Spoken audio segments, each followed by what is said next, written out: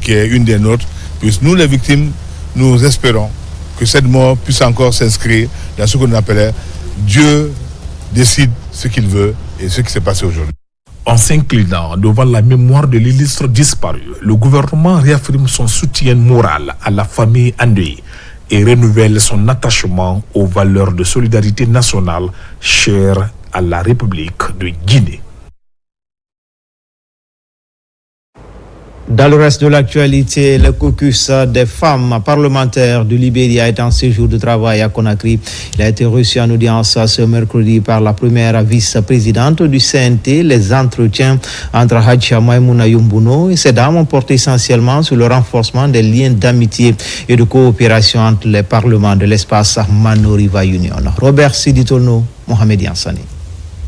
Conduite par la présidente du caucus des femmes parlementaires du Libéria, la mission est reçue en audience par la première vice-présidente du CNT, Hadja Maïmouna Yombouno. Ces parlementaires viennent tout d'abord remercier le Conseil national de la transition pour ses nombreux efforts dans le cadre de la promotion de la couche féminine et le retour progressif à l'ordre constitutionnel. Une occasion mise à profit pour inviter les conseillères nationales guinéennes à une synergie d'action pour une meilleure représentativité des femmes au sein des instances de prise de décision dans l'espace Mano. The agenda of the women within the region, all over the women. Nous avons profité après les élections de venir ici, de rencontrer les femmes du caucus pour pouvoir échanger avec elles. C'était question de venir aussi en Guinée. Et lorsque nous sommes venus, elles nous ont bien accueillis et nous avons aussi eu leurs félicitations par rapport à l'initiative parce que nous sommes les mêmes femmes de la même région, nous avons les mêmes problèmes. Alors il est important de se tenir les mains et marcher ensemble. Et c'est ce que nous comptons faire, notamment pour la mise en place du Parlement de la Mano River Union. En réponse à cette démarche, la première vice-présidente du CNT, au nom du président du Parlement guinéen, Dr Dansa Kourouma, a salué ses sursauts en faveur de la promotion de la couche féminine et du renforcement de la coopération interparlementaire. Si nous sommes ensemble aujourd'hui, au sein d'un forum avec les femmes parlementaires de l'Union du fleuve Mano, nous allons pouvoir, à travers les pressions que nous allons mettre sur les hommes, à travers les stratégies, nous allons pouvoir élever le taux de représentativité des femmes au sein de tous les parlements.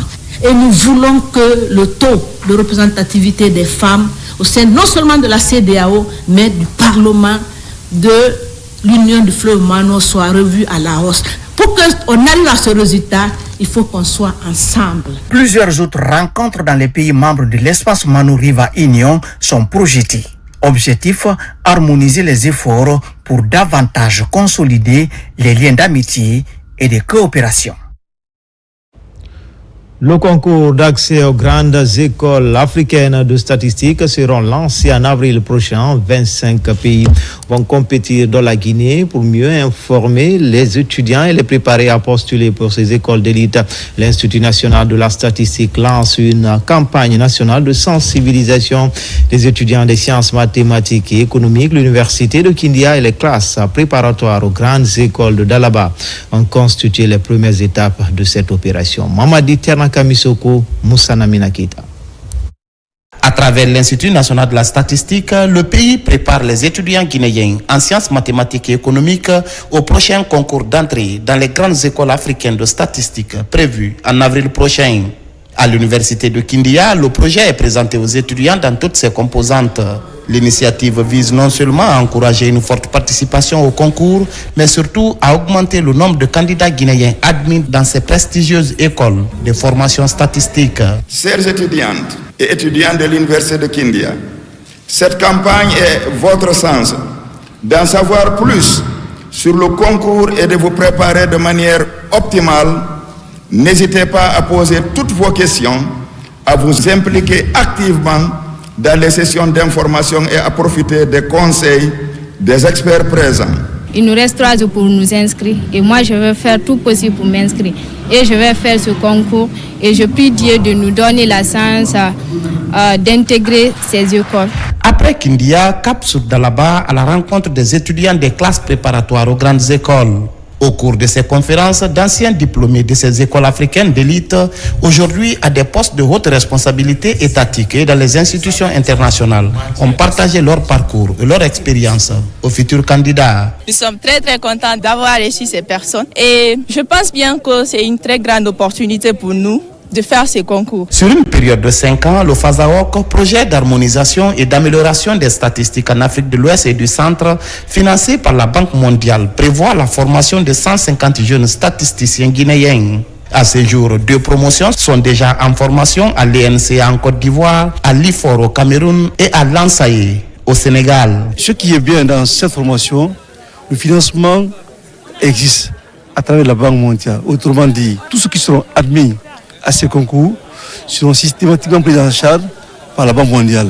C'est pourquoi je voudrais inviter les jeunes élèves, ces étudiants guinéens brillants qui ont l'ambition à faire ce concours, à se préparer conséquemment et à réussir. Nous sommes persuadés que nous allons atteindre les objectifs qui sont donc fixés à travers donc non seulement le projet qui soutient la formation des statisticiens donc en Guinée, mais aussi corriger un élément que nous avons trouvé un peu curieux. On avait très peu d'admis d'origine de Guinée. Cette tournée de sensibilisation des étudiants guinéens s'est poursuivie à Conakry, à l'Institut ouest-africain de statistique de l'Université Gamal Abdel Nasser de Conakry. Cet engagement de l'INS témoigne de l'intérêt et des avantages que la Guinée peut tirer du renforcement de son capital humain. Des acteurs nationaux également formés à la gouvernance inclusive, la formation est consacrée à l'égalité des genres, la justice climatique et la gouvernance. C'est une initiative de UPADI Développement International. Abraham Christophe Conté. La rencontre est organisée à l'intention des parties prenantes de l'UPADI Développement International. Elle s'inscrit dans le cadre du projet Femmes Pro Forêt.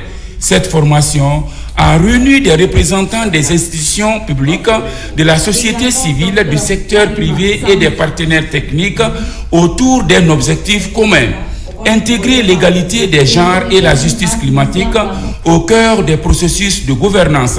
Cette initiative est financée par le gouvernement canadien à travers Affaires mondiales Canada.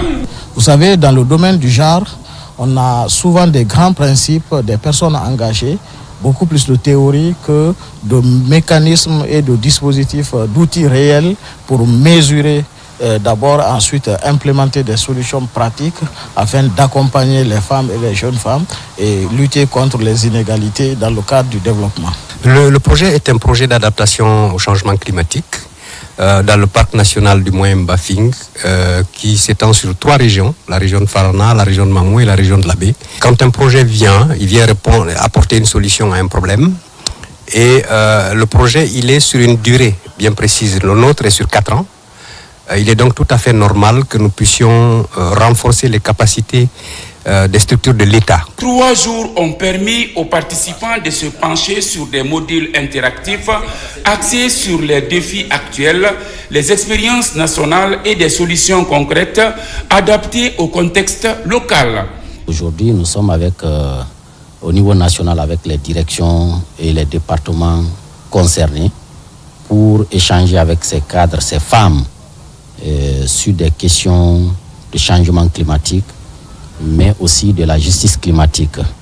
Et donc parler des inégalités qui ressortent généralement quand il y a changement climatique qui affecte la femme. C'est une question vraiment que moi j'ai beaucoup salué, surtout les questions du genre, les questions du climat, les liens qu'on a eu à faire entre le genre et le climat, et en même temps aussi les différents droits humains que beaucoup ignorent. À l'issue de la formation, les participants se sont engagés à appliquer les connaissances acquises dans leurs domaines respectifs, notamment à travers l'élaboration de projets et de politiques plus inclusives et résilientes face aux défis climatiques.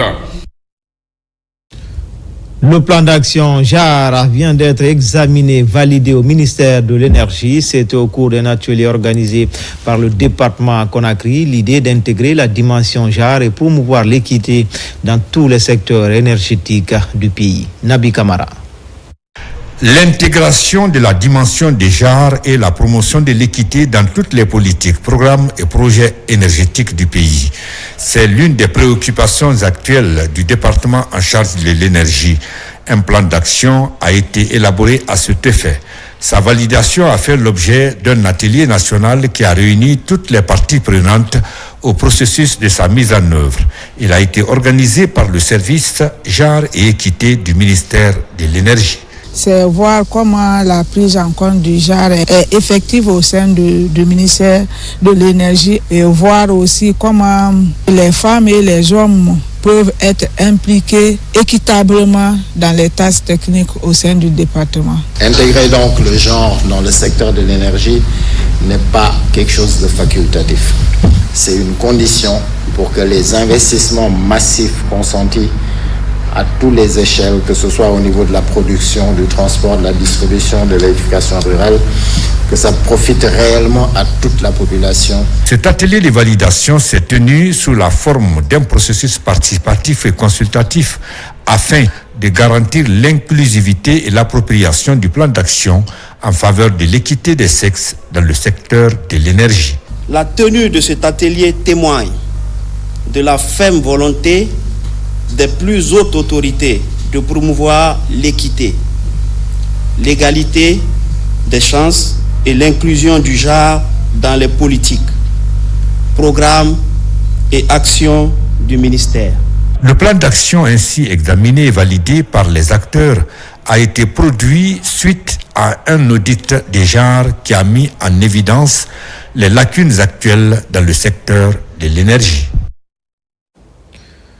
Premier comité de direction 2026 de la compagnie des bauxites de Guinée, une rencontre qui a permis de jeter un regard rétrospectif sur le chemin parcouru en 2025 pour corriger les insuffisances et redessiner ensemble la vision 2026 pour l'atteinte des résultats. Fodé Camara. À Kamsar, sur le site du projet de raffinerie, la compagnie des bauxites de Guinée vient de tenir son premier comité de direction élargi pour dresser le bilan des activités réalisées par l'entreprise au cours de l'année 2025, mais aussi passer à revue les acquis et les difficultés rencontrées avant d'établir une nouvelle feuille de route pour l'année 2026.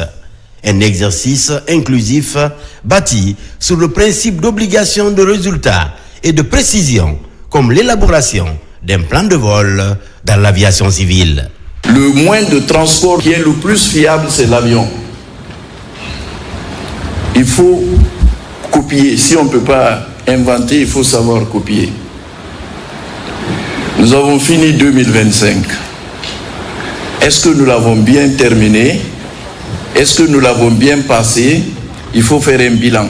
C'est une réunion de direction élargie parce que simplement tout le monde n'est pas directeur, mais tout le monde a une parcelle de responsabilité ici. Comme à l'accoutumée, ce comité de direction a débuté par une série d'exposés des cadres de la CBG. Des cadres qui, à tour de rôle, ont fait le tour d'horizon des acquis, défis et perspectives. Nous avons des perspectives vraiment encourageantes cette année. Comme je l'ai expliqué lors de mon intervention, les relations communautaires sont basées au moins sur deux grands piliers, la gestion des impacts et le développement économique des communautés. En 2026, nous allons continuer à développer les activités économiques de nos communautés, notamment à travers le pilier éducation, à travers un projet qui est très enthousiasmant pour nous, qui s'appelle Simandou CBG Academy, qui est un projet à travers lequel nous allons envoyer de jeunes lauréats issus de nos zones d'opération étudier à l'étranger, notamment aux États-Unis. Non, à la direction Groupe Mines, il n'y a pas de faille ni de doute en réalité quant à l'atteinte des objectifs que la direction générale s'est assignée. Donc tous les moyens sont mis à disposition et tous les engagements et les déterminations sont là avec toutes les motivations possibles de toutes les équipes. Le partage du cadre de référence stratégique a bouclé la série de présentations des cadres de la CBG. Ce conclave stratégique a permis de conforter l'unité d'action afin de privilégier à tous les niveaux l'atteinte des objectifs de l'entreprise dans le respect des règles de santé et sécurité et autres exigences de la compagnie des bauxites de Guinée.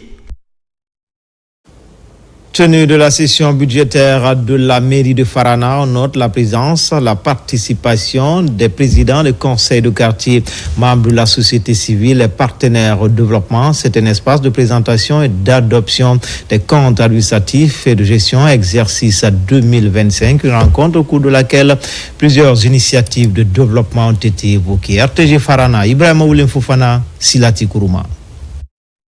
Dans la salle de délibération de la mairie de Farana, l'on pouvait remarquer la présence du président de la délégation spéciale, les chefs de quartier et les représentants des partenaires au développement. Une opportunité pour la mairie de faire le bilan des actions de développement communautaire réalisées en 2025, avant de décider de l'adoption du projet du budget de 2026.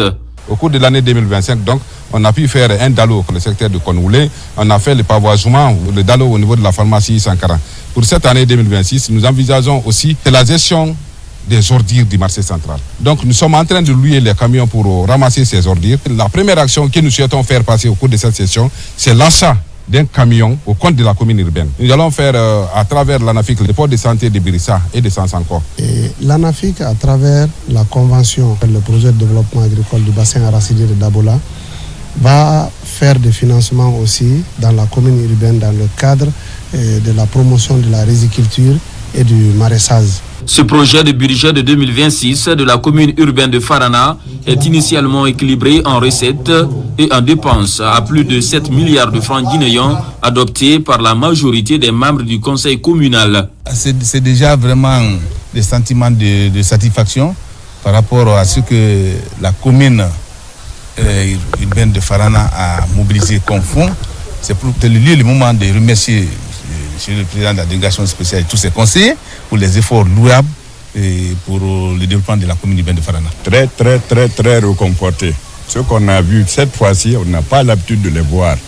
Ça, on est dépassé de joie et nous sommes d'accord avec la mairie et nous souhaitons afin que ces choses-là continuent à marcher dans la cité, surtout dans la commune de Farana. Cette session budgétaire communale a été pour les cadres un engagement en faveur du progrès. Plusieurs initiatives de réalisation d'infrastructures modernes, de lutte contre l'insalubrité et le changement climatique seront au cœur des priorités de la mairie en 2026. Pour maintenir l'état de propriété actuel de la ville de Conakry, la NSP offre des équipements aux différentes communes de Conakry, des équipements qui devraient renforcer les capacités opérationnelles des municipalités et améliorer la propriété urbaine. Mohamed Lamine Kamara. L'ANSP est désormais dans une dynamique de maintenir l'état actuel de salubrité de la ville de Conakry. Un mois après le concours intercommunal, l'agence de régulation affûte ses armes pour doter des communes participantes en équipement d'assainissement. Il s'agit des communes de Matam, Matoto, Bessia, Lambagne, Ratoma, Dixine et Kaloum à bénéficier de ces matériels. Issu de cette compétition, si notre commune est sortie victorieuse et que par la suite il y a eu un accompagnement, un premier don d'ordinateur pour notre troupe qui a remporté le trophée, aussi un bac à ordures et les brouettes également que vous voyez par derrière moi dans les camions qui constituent des outils pour nous afin de réaliser nos politiques dans nos différentes communes et d'assainir nos quartiers. Le geste s'inscrit dans le registre de l'exécution du projet Sanita Ville Propre 2 et 3 avec l'appui financier de l'Union européenne. Cette dotation en kit d'assainissement permettra à coup sûr de renforcer les capacités opérationnelles des collectivités bénéficiaires en matière de gestion des déchets. L'accompagnement institutionnel de l'État à l'endroit des communes, aucune commune ne sera laissée pour compte, que ce soit les communes de Conakry ou les communes de l'intérieur du pays. Et cela est la matérialisation de la volonté du président de la République de rendre notre pays propre. Même le ministère désormais, c'est le ministère de l'assainissement, de l'hydraulique et des hydrocarbures, comme quoi la volonté aujourd'hui est de rendre notre pays propre, attrayant. À travers ces actions concrètes sur le terrain, l'ANSP entend poursuivre la mise en œuvre de la politique gouvernementale en matière d'assainissement et de la salubrité publique pour un cadre de vie sain et décent pour le bonheur des populations. Comme annoncé dans les titres, des compléments alimentaires de qualité pour les éleveurs bovins du programme d'insémination artificielle de 1000 vaches des préfectures de la Basse-Guinée. C'est une synergie FAO au ministère de l'élevage et s'inscrit dans le cadre du PEDAG. La remise des intrants alimentaires s'est déroulée à Wonkifon, préfecture de Koya. Noumousso Diagite, Yaya Ousmane Silla, envoyé spéciaux. Les éleveurs bénéficiaires du programme d'insémination artificielle des vaches dans les préfectures de Bofa, Boké, Koya, Dubreka, Forekaria et Kindia ont reçu des aliments spécialement conçus pour répondre aux besoins nutritionnels et sanitaires des vaches pendant la période de gestation jusqu'à la mise bas. Les experts de la FAO, institution partenaire du ministère de l'élevage, indiquent qu'une nutrition saine des vaches renforce la santé et augmente la chaîne de production animale. Cette remise qui nous réunit ici concerne un total de 1215 tonnes d'aliments complémentaires répartis comme suit. 420 tonnes de son de blé, 240 tonnes de tourteaux d'arachide et 555 kg de pierres à lécher. Et ces compléments vont ainsi aider à corriger les carences nutritionnelles, maintenir l'état corporel des animaux, améliorer la production laitière. L'insémination artificielle représente la promesse d'une meilleure productivité, lait et viande, et d'une amélioration génétique de nos troupeaux. Ce don de compléments alimentaires est le carburant indispensable à la réussite du projet. Le ministère de l'élevage travaille activement à assurer que chaque éleveur bénéficiaire reçoive les compléments alimentaires essentiels pour leurs animaux. Les remerciements à l'endroit de son Excellence, Monsieur le Président de la République, car c'est dans sa vision éclairée que tout cela est matérialisé. Les dispositions sont déjà prises pour s'assurer qu'on soit vraiment au résultat et que tout se passe très bien. Donc le suivi est là. La distribution d'intrants alimentaires pour les vaches inséminées est une des actions concrètes menées par le ministère de l'élevage pour renforcer la sécurité alimentaire dans les communautés rurales et pour promouvoir le bien-être des animaux. Le partenariat entre l'association française Simaya Anoulani Copagef et la Fédération guinéenne de basketball sur fauteuil roulant se renforce davantage. La remise des matériels sanitaires éducatifs ainsi que les fauteuils roulants aux structures sanitaires et locales à personnes à mobilité réduite de Kindia illustre cette complémentarité. Il s'agit d'améliorer les conditions de prise en charge médicale, lutter contre la marginalisation en valorisant leur dignité et leur potentiel sportif. Saint-Martin Francina-Dounou commente les images de Fanalabaya Kamara. C'est une cérémonie à forte portée sociale et humanitaire, marquée par la remise officielle de matériel sanitaire et éducatif aux structures locales de Kindia. À travers cette action, l'association française Simaya Anoulani et Copagef traduisent leur engagement en faveur de l'accès équitable aux services sociaux de base en mettant l'accent sur la santé et l'éducation, piliers fondamentaux du développement humain durable. Les actions menées par l'ONG Copagef s'inscrivent dans une approche de développement humain durable, visant à renforcer le système de santé éducatif ainsi que la protection des personnes vulnérables à travers les interventions inclusives et à fort impact social. La priorité sur l'éducation et la santé a été déjà soulignée par le président de la République. Si nous voyons aujourd'hui nos partenaires techniques et financiers nous envoient des livres, des ordinateurs pour qualifier le système éducatif, nous pouvons leur dire que merci. La cérémonie a été également marquée par la remise des fauteuils roulants aux personnes à mobilité réduite sous la coordination de la Fédération guinéenne de basketball sur fauteuil roulant. Ces dons représentent un soulagement considérable pour les bénéficiaires.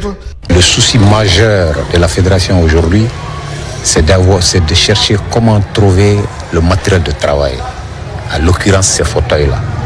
Et l'association vraiment ils ont managé leur effort afin qu'on puisse nous doter de ces fauteuils. Nous les remercions infiniment. Une façon de participer à la remontée de leur morale. Et le président de la République l'a toujours dit dans ses déclarations, même au niveau du sein du CNT, les handicapés sont représentés. Donc si cette ONG trouve l'initiative de trouver les vélos, les lits et tout ce qui accompagne ça, nous ne pouvons qu'accompagner cette ONG. Le partenariat entre l'association française Simaya Anoun Lagni, COPAGEF et la Fédération guinéenne de basketball sur fauteuil roulant illustre l'importance de la coopération entre organisations internationales, nationales et locales dans la mise en œuvre d'actions de développement à fort impact pour l'amélioration des conditions de vie des populations en plaçant l'humain, la dignité et l'inclusion au cœur de leurs initiatives. Toujours dans le registre de développement local, la sous-préfecture de Sabadou Baranama dévoile ses ambitions au compte de l'année 2026. Un nouveau projet de réaménagement de la commune rurale est lancé. C'est le début d'une nouvelle saison de gouvernance participative afin de changer l'image de cette localité dynamique de la région de Kankan. Sur place, voici la correspondance de Toumani Sira Diallo, Tchamoukaba. Sabadou Baranama est l'une des sous-préfectures de Kankan. La localité, en poursuivant son développement, réalise un plan ambitieux. Il s'agit du projet de réaménagement et développement durable.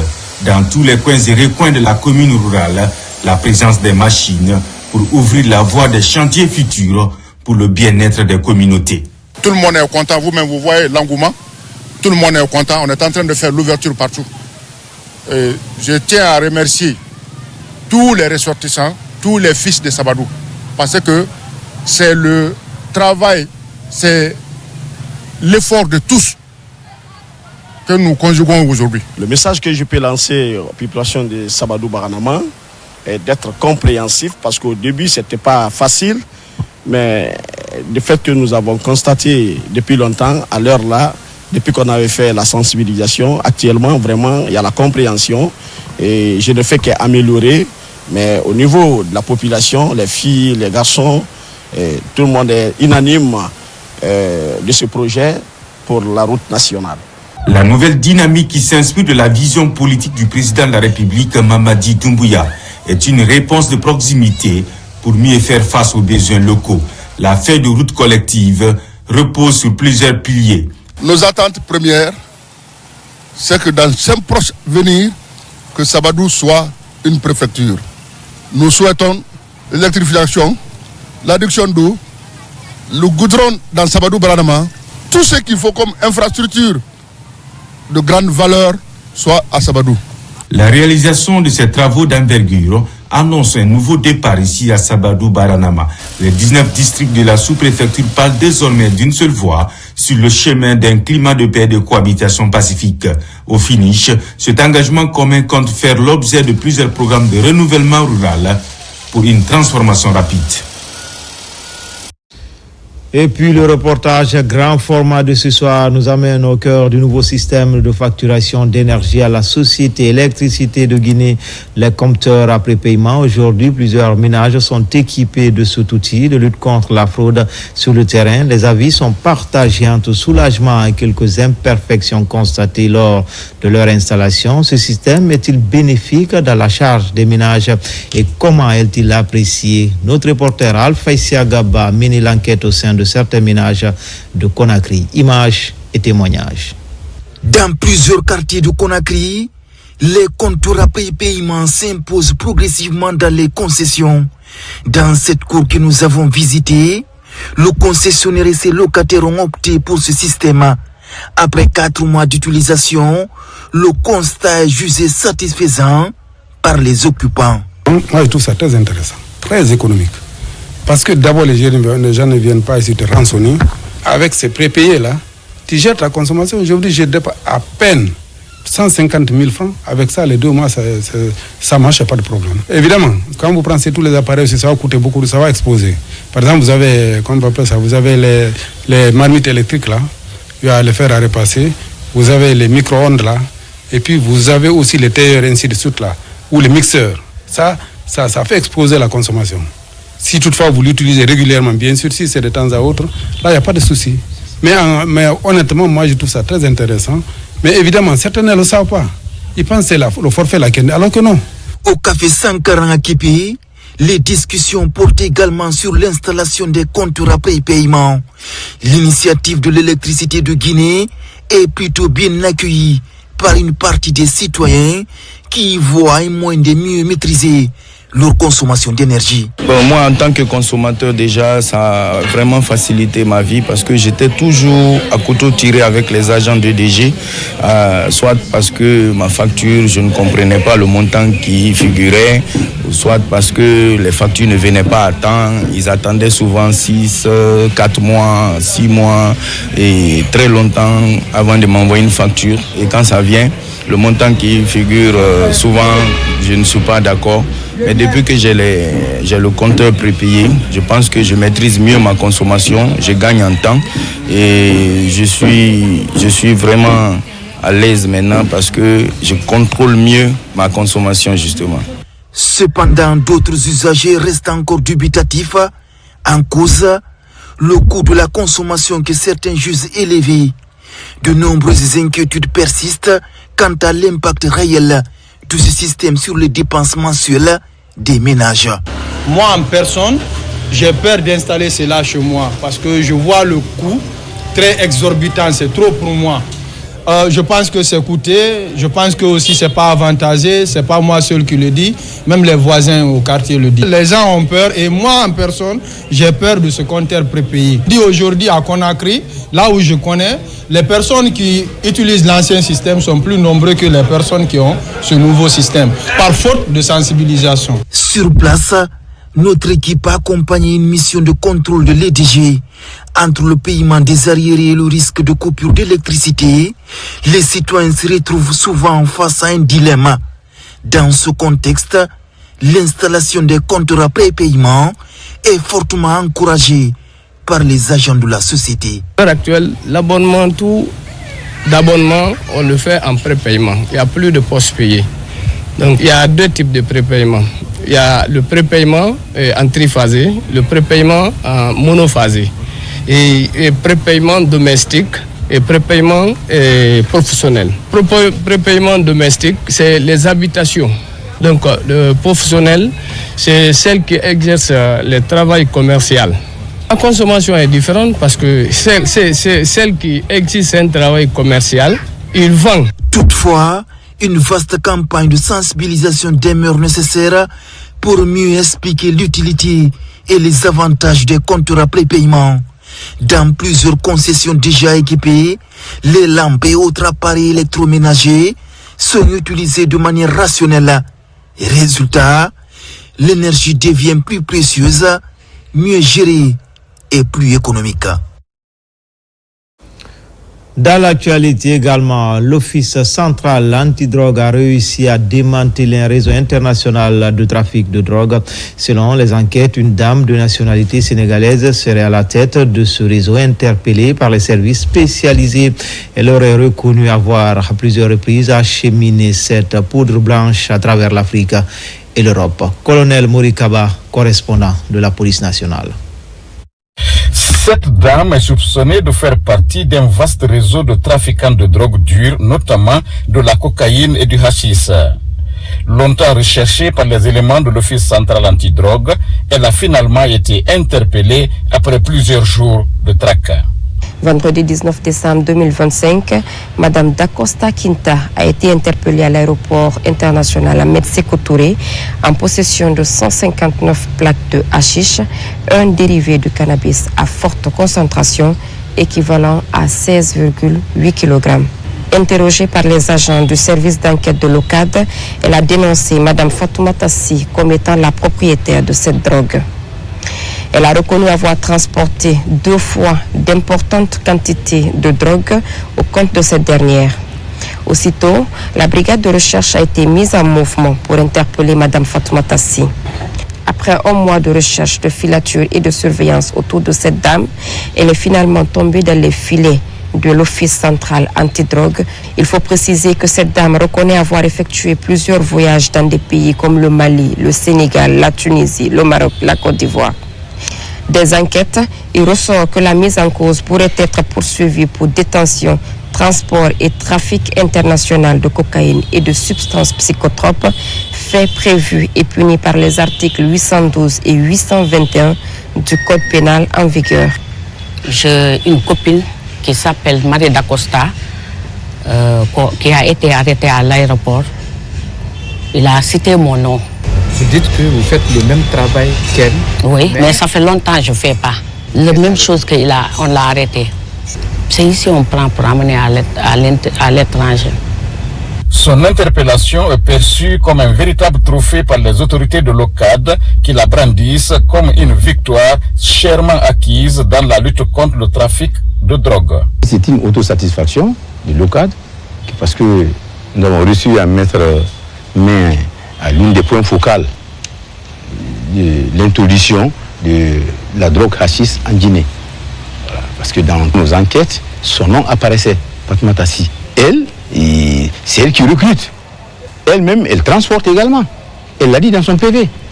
Elle est très importante, c'est un maillot très très important. On vient de mettre hors d'état de nuire tous les grands narcotrafiquants dont nous sommes à la recherche à son adresse. On a trouvé leur adresse dans son téléphone. Pour lutter efficacement contre ce fléau qui gangrène une grande partie de la jeunesse guinéenne, les autorités de l'Office central antidrogue plaident pour une synergie d'action entre les forces de sécurité et les citoyens. Le nouveau bureau de la Fédération des boulangers pâtissiers de Guinée est mis en place à l'issue d'un vote qui a mobilisé l'ensemble des membres de la corporation.